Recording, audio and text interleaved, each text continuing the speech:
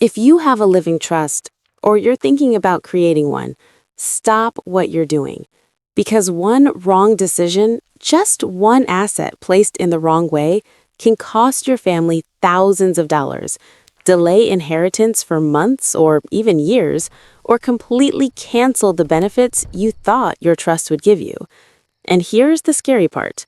Most people don't realize they made this mistake until it's too late. Today, I'm going to show you 5 assets you should never put in a living trust. Living trusts are powerful tools. They help families avoid probate. They And this save section time, here they reduce outlines the stress, distribution of they make assets. life easier when someone passes What about the away. property on But Elm here's the Street? truth no one explains clearly. A living trust is not meant to hold everything you own. Some assets work perfectly in a trust. Others become dangerous, expensive, or legally messy when you move them there. And unfortunately, many people believe this myth. If I put everything into my trust, my family will be protected. That belief alone has caused countless families unnecessary stress. So let's clear this up, step by step. This is the number one mistake people make. Your 401k, your traditional IRA, your Roth IRA. These For accounts security should reasons, I almost need to never verify be your placed identity. directly May I into see a your living ID, please? trust. Of Here's course. why. Here's my driver's license Retirement and bank accounts card. are special.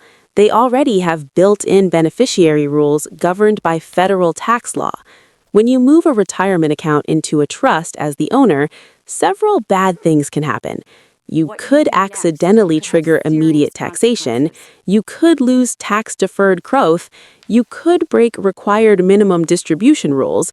Your beneficiaries could lose valuable payout options.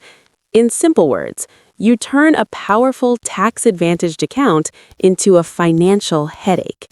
Now, here's the part most people don't understand.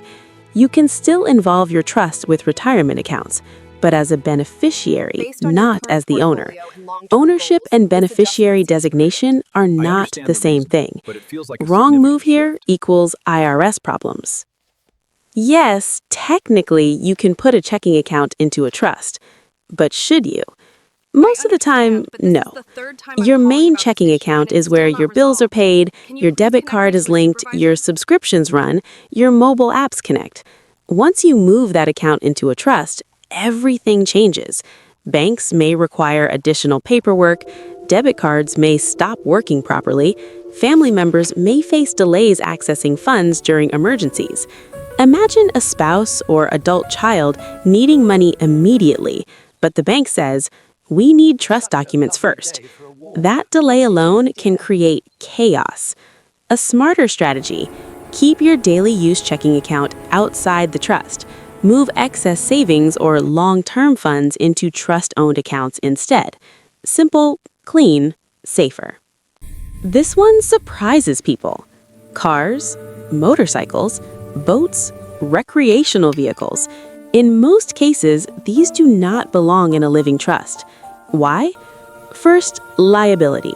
If a vehicle owned by a trust is involved in an accident, attorneys love that complexity. It opens doors for legal arguments and higher exposure. Second, insurance problems. Not all insurance companies are comfortable with trust-owned vehicles. Coverage. Coverage issues can arise without warning. Third, easy transfer alternatives already exist. Many states allow vehicles to pass to heirs using transfer on death forms, simplified probate procedures, or small estate affidavits. Putting a vehicle into a trust often adds paperwork without adding protection. More work, more risk, no real benefit. This one is almost nobody talks about. Health savings accounts, flexible savings accounts. These accounts are tied directly to you as an individual. They are not designed to be owned by a trust.